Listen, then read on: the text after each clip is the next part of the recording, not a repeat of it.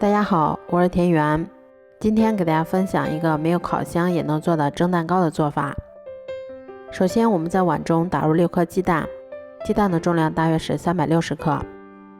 先加入几滴白醋去腥，再加入90克的白糖，然后用电动打蛋器把它们高速打发，全程大约需要打发10分钟左右，一直打发到提起打蛋器留下的纹路不易消失的状态就可以啦。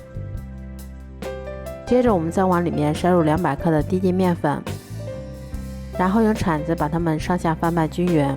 这一步我们不要画圈搅拌，以免消泡影响成品的蓬松。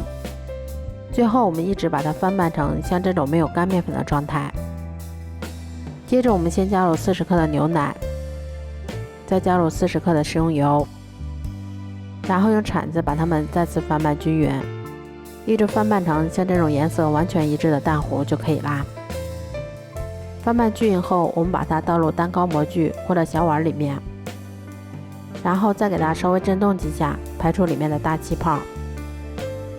接着我们在表面先摆放一些蔓越莓干或者自己喜欢吃的其他果干。摆好以后，我们再给它盖上一层保鲜膜，防止水蒸气的进入。